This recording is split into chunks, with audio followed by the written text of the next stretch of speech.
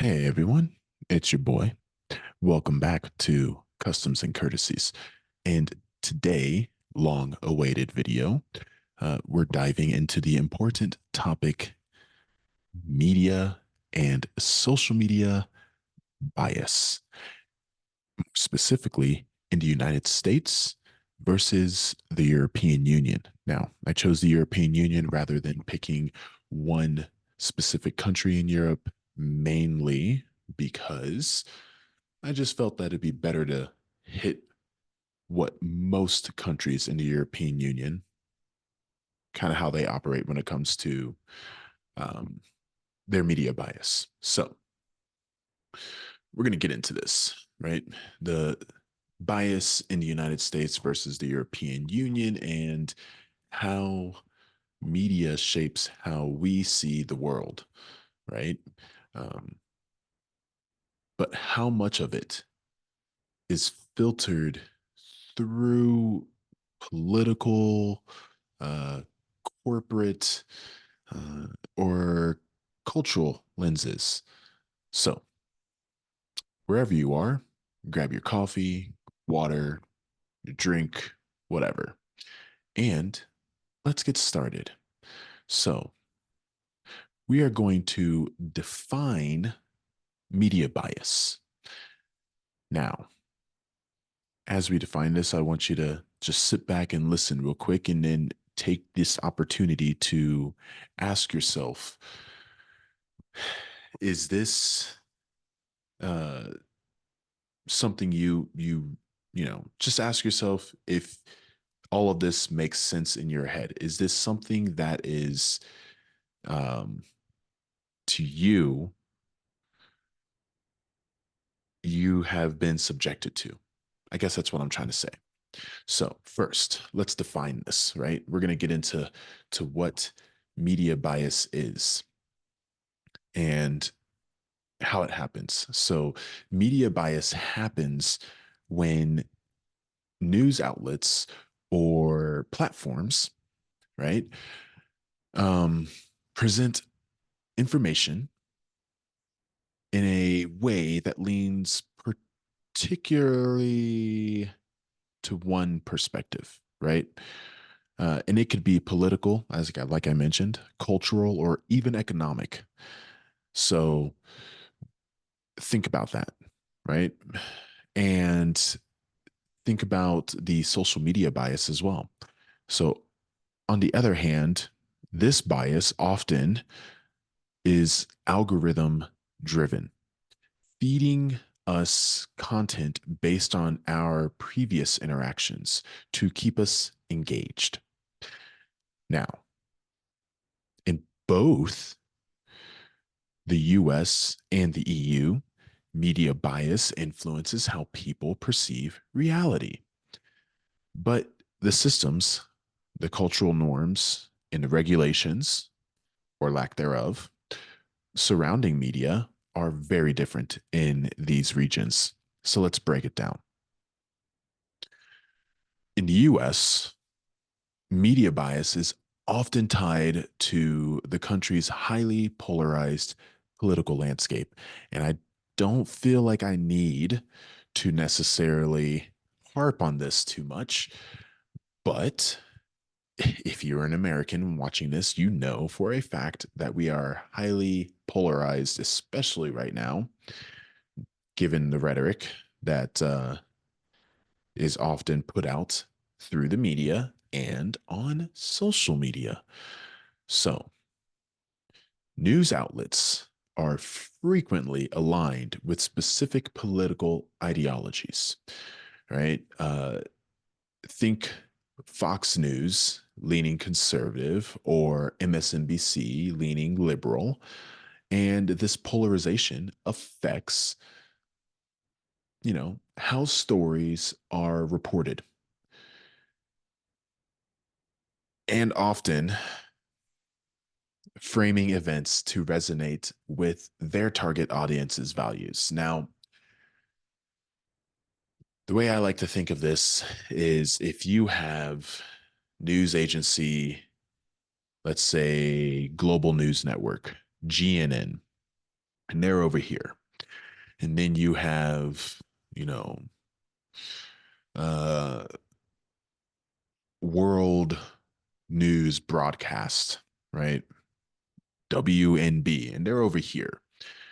Their headlines that they have for, whatever breaking news is going on are going to be similar. However, they are going to be similar in a way that frames it for their audience's liking. Now, let's take animals, right? You could have GNN, who is pro dog. So they love their dogs, they love their puppies. And they could say something like, well, in today's breaking news, cute baby or puppy golden retriever saves kitten from tree, right? Now, global, was it global or was it world?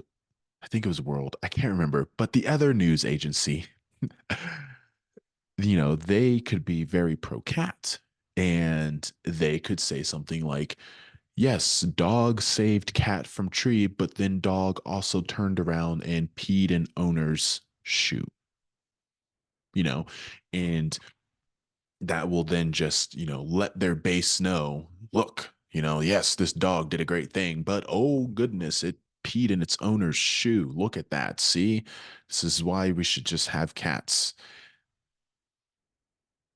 Just throwing things out there, right? But that is often what goes on. And that is one of the reasons why, and I'm not sponsored by them, but if they are and they want to sponsor me, if they are watching, ground news. You can go to Ground News, you can download that app. I have it on my phone and I really like using it because it shows you the bias. It shows you who's reporting what, to how often they're reporting it, from what side they lean, all that type of stuff, right?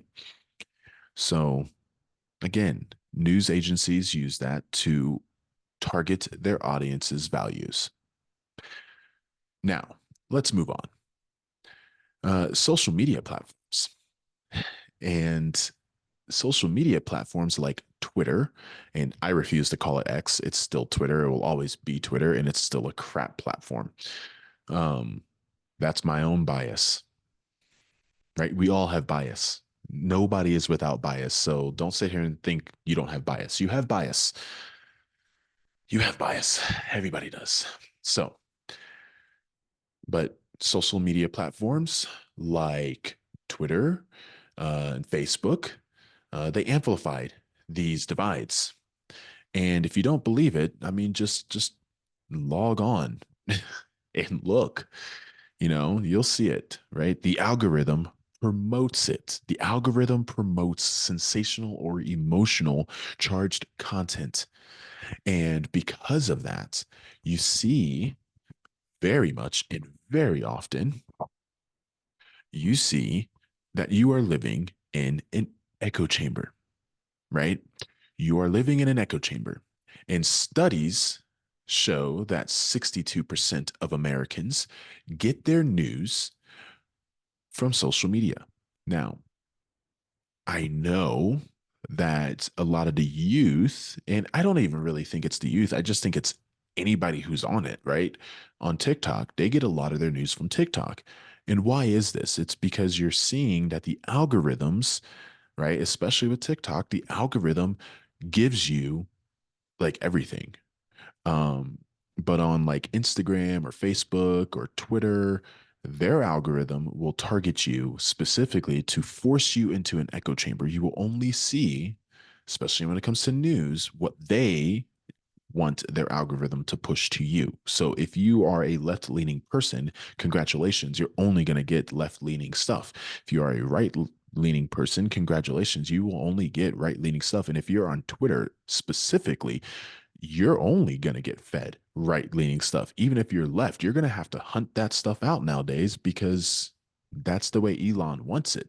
So, you think it's free speech, but really he's forcing you to only get predominantly one source of news. And even if you are getting your left leaning news and you're not conservative, you're going to get spammed full of right leaning ads or, pop ups within Twitter. It's inevitable. That's the way he's pushing it. Um, so, it adds to it. It adds to living in that echo chamber. So, uh, add this to the lack of stringent regulations here in America for media ownership. I mean, again, I mentioned this in my propaganda video, but media ownership, the media companies are owned by six families. So, are you really getting viable, objective news? Or are you getting fed what they want you to believe and what they want you to see? Use your own thought for that, right? So, and that is because we have a lack of stringent regulations for media ownership and content, right? So you have a media ecosystem that prioritizes profit and engagement over objectivity, which leads me to our next part. Okay, uh, the next part is talking about the European Union. Now, as a person who has lived in Europe and was born in Europe, and once I get done doing what I'm doing, let me just adjust my camera real quick. There we go. Come on, baby. There you go. Yes, yes, there it is. All right. So, as a person, like I was saying, who was born in Europe, my parents are both in the military. Was stationed in Europe myself. Um, and because of what I do now, I've been traveling in and out of Europe quite often. So, when I'm there and I turn on the TV in my hotel room, you know, whatever country I'm in, I probably don't speak the language unless it's German. So I just kind of go to the news. And what news do they have there? Well, you're going to have your BBC, you're going to have your CNN International, and you'll have, Sky, um, and then maybe one or two other ones. But it's refreshing because it's not Fox News, right? Again, that's my bias, but, Fox News did lose or settled in court cases about how they present their news and the lack thereof. I mean, they had to openly admit that they're entertainment, that they're not actually news. None of their anchors are actually former journalists turned anchors, right? The last actual journalist that they had there for a while until they got, I can't remember her name, but she's the only one that I know that is a journalist and actually is a Democrat, which is surprising.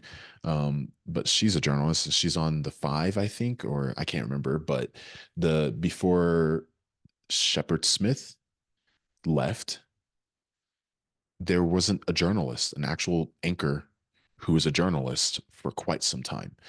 And with the EU, what you see is how much unalike they are from the US, right? Many EU countries have public broadcast companies, broadcasters like the BBC in the UK or ARD in Germany. Um, I know DW, from what I've gathered and see in the comments all the time, and I think they've even responded, they're funded through the state, through taxpayer dollars, because you get a lot of people commenting when they talk about the AFD and how extreme they are. You get a lot of people commenting in their comments about shouldn't you not be biased towards the AFD because you're state funded. And well, I'm sorry to say this, but the AFD has been branded as an extremist organization. Even if they are a legitimate political party, there's still a threat there because their ideology stems from the Nazis. So, little tangent here. If your political party stems from a fascist organization or has fascist roots, you are a fascist. or you are part of a fascist organization. And if that offends you, then, maybe that's your gut telling you that, I don't know, maybe you shouldn't be following that path.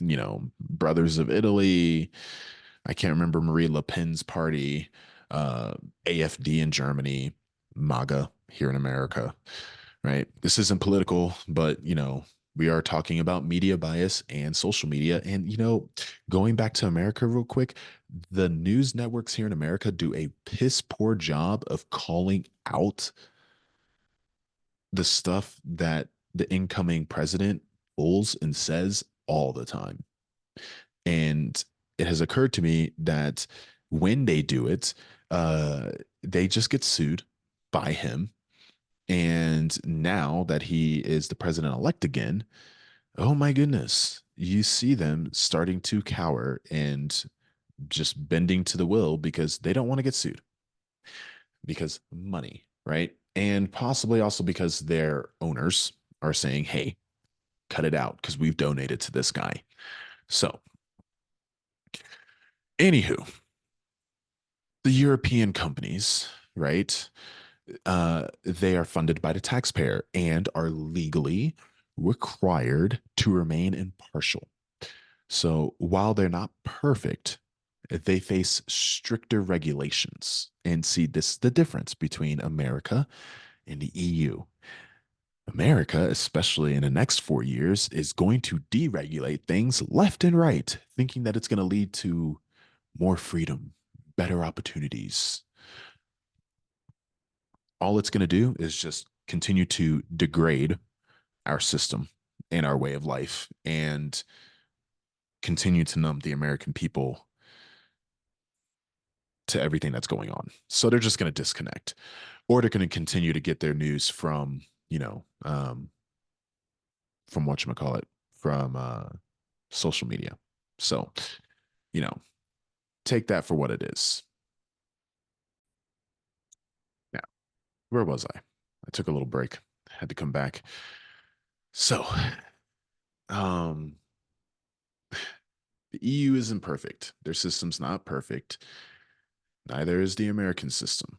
However, the EU, on the other hand, uh, they also do enforce laws like general data protection, or the General Data Protection Regulation, and the Digital Services Act, which hold tech companies accountable for spreading misinformation and harmful content. Now, Mark Zuckerberg, you know, owner of Meta, founder of Facebook, everybody knows who Mark Zuckerberg is, was just complaining the other day that he felt like his platforms were going to be censored by the EU ever since he announced that he was, uh, going to stop third party fact checking, right?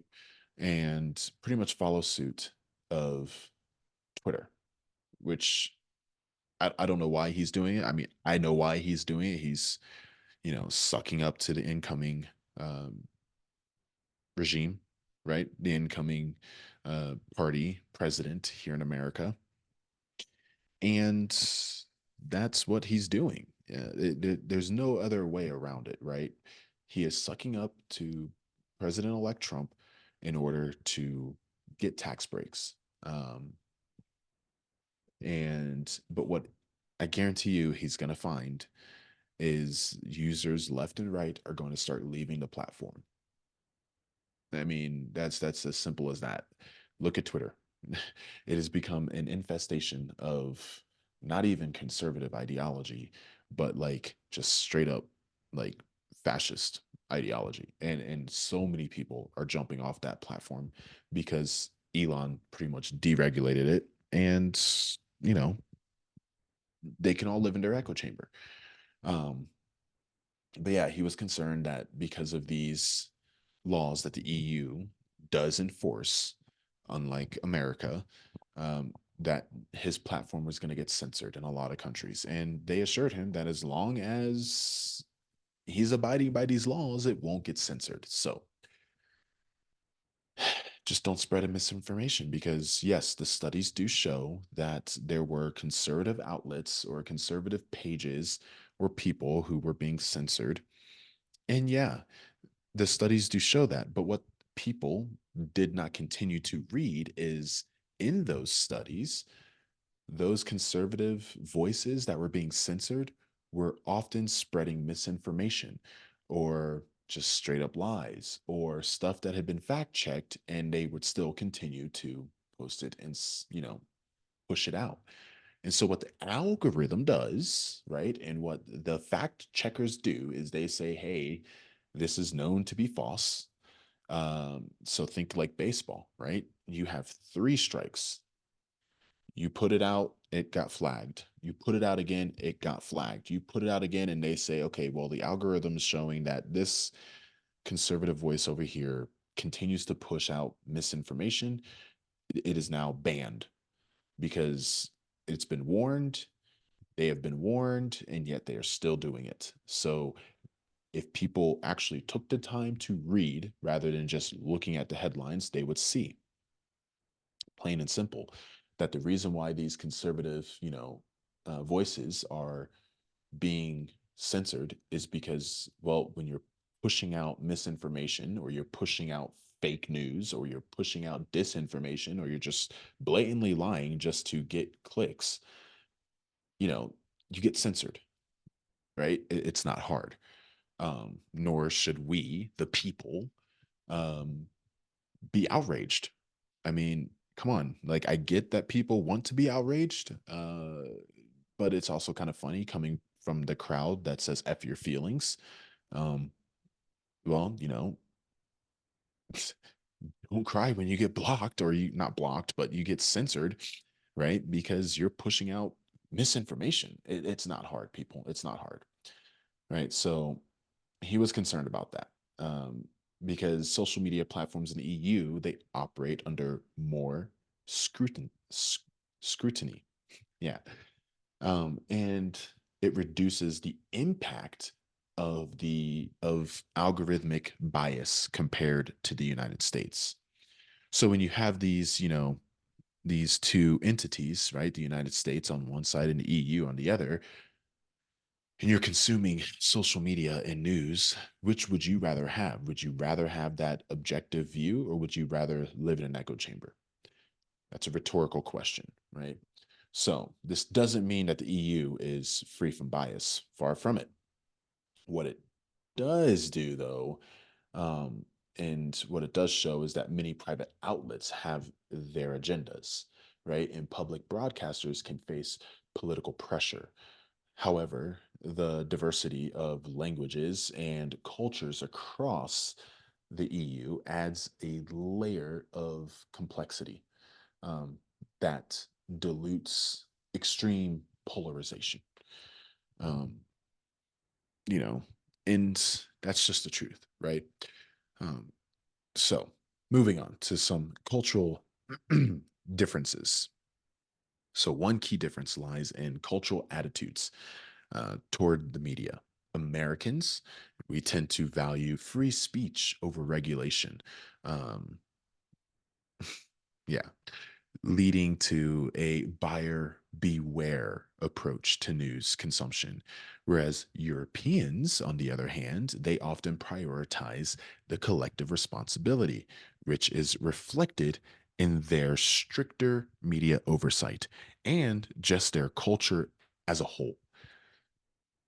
The difference when it comes to freedom, because Americans, we love to say we're the land of the free, we're the freest country in the world. Newsflash, we're actually 17th on a lot of freedom indexes, and these aren't just polls, these are taken from statistics on things like diversity, equity, and inclusion. DEI, oh my gosh, so scary.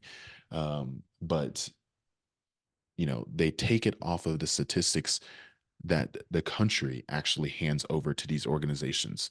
And then those organizations take that data and then they actually compile it, and they say, okay, well, this is how Black people are treated in your country. This is how the LGBTQ are treated in your country.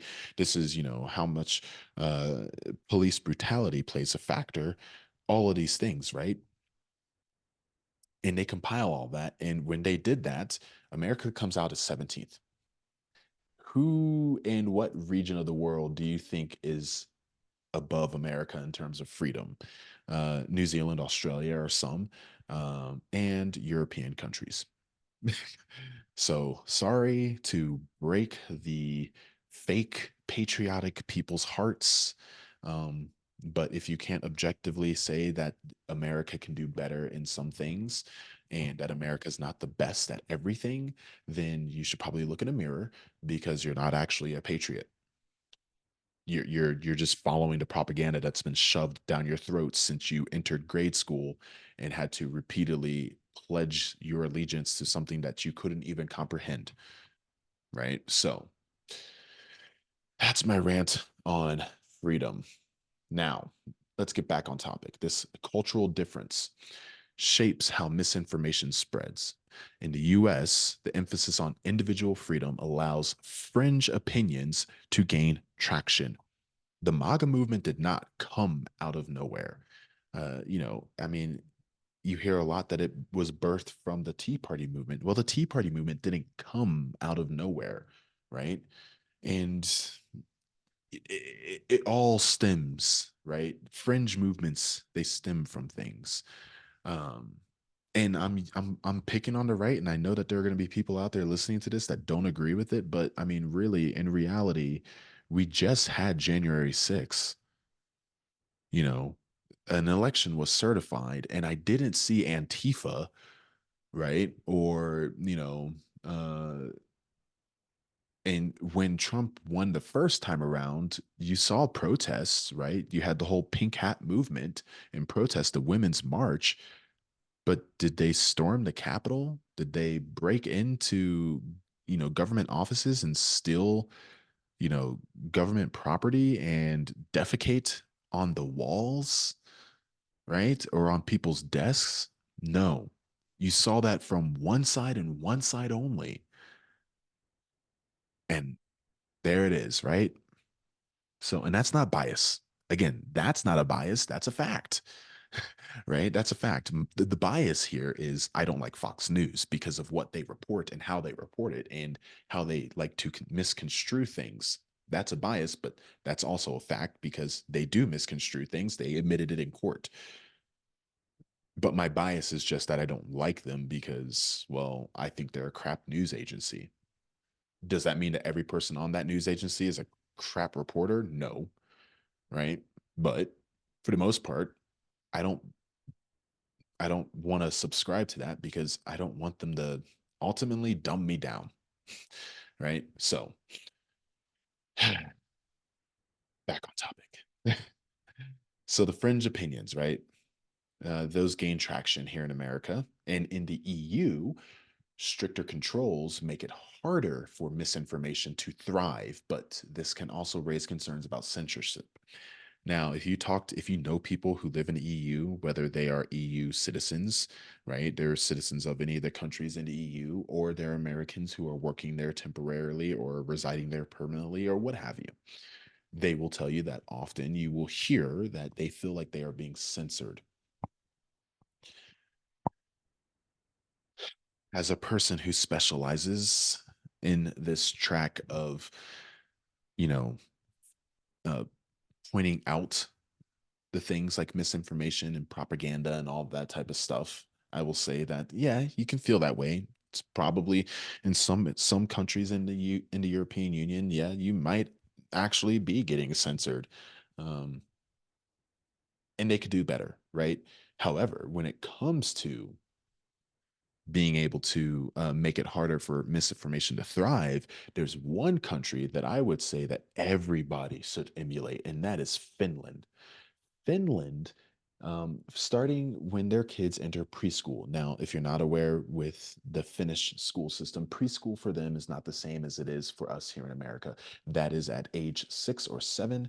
That is when they start school, right? And one of the things that they have done really well is teaching their children how to spot misinformation. And they're doing it not just at grade level at 6 or 7 years old. It's going all the way up to the older generation, right? The elders. Um, everybody there is learning to become more media literate, and it's due to their neighbor to the east, right? So they are actually doing a really good job at teaching their entire society, but starting with their children on how to spot misinformation. And it's not about controlling and telling their children this is how you should think. It's them teaching their children to think objectively and to think about, okay, is this the truth or is this the truth? And can I trust this source? Oh, they didn't list any sources, but this source over here is actually listed sources. You notice that word right there? Sources? Be wary of media people or social media people on social media who don't want to list sources, right? If you're not listing your sources, you can call that an op-ed, right? An opinion editorial. So, takeaways and final thoughts on this. Probably been keeping you guys too long. Now, let me think here. So, what can we learn from this comparison, right? The US and the EU media ecosystems have their strengths and weaknesses. The US offers diverse perspective, but struggles with the polarization and misinformation. The EU, while more regulated, isn't immune to political influence or bias. And again, some of their people feel like they are being censored because even if it's a left leaning ideal, if it's still pushing that misinformation, guess what? They're not going to report it, right? However, I will say this as well. Another quick little tangent. Currently in Serbia, there are student protests that are going on throughout the entire country. Why is this important? Because you are not hearing about it in most of the European countries. You know where you are hearing it? On social media, primarily on TikTok and Instagram. That's where you're hearing a lot of this about their call for change, and it's at the university level. And what I find interesting is when I was scrolling through the comments when I came across this, is that you see people who are like, I live in Bulgaria and I had no idea, or I live in this country right next to you, and they're not reporting it. Why do you think that is? You have to ask yourself that, right? So, again, while a lot of the EU countries do a really good job at at crushing that misinformation, they're not immune to the influence or the bias. And ultimately, it's up to us as the media consumer to think critically and to fact check information, right? And diversify our news sources. Now, I don't, like I said, I don't watch Fox News. You can say that that's a bias, but does that mean that I don't look at or ingest right winged or conservative media? No. Actually, on my smart device here in my house, I have flash briefings, and one of them is the Wall Street Journal, which is conservative leaning, right? It's right leaning. I also like AP News, which is a little bit to the right. However, it is mostly in the middle, and both of them are mostly in the middle. They're just right there on the edge. So it's up to us to diversify our news sources and do that fact checking, whether you're in the US, the United States, or the EU, it doesn't matter. Media literacy is our best defense against bias. Again, if America took more notes from other countries that are doing things better, oh man, we would really skyrocket back to the top of being the best, right? We're not number one in freedom. We're not number one in education. Unless you throw in university education, then we do get to be number one. But if you look at like elementary school, your grade school, we're just going to say grade school, right? Not number one. Um, Not number one in safety. These do is just rampant here in this country. And even the ACLU and an NAACP has put out warnings to the LGBTQ community because, we're not number one in safety for them here in the United States, and we're not number one for safety for, minorities, especially the Black community. Should not have to go without saying, or I don't know. It's getting late here, so brain's starting to get fried. But, the ACLU and NAACP have even put out to the LGBTQ and the Black community and other minority ethnic groups here in America to not go to states like Florida or Texas because it's not safe for us, right? Just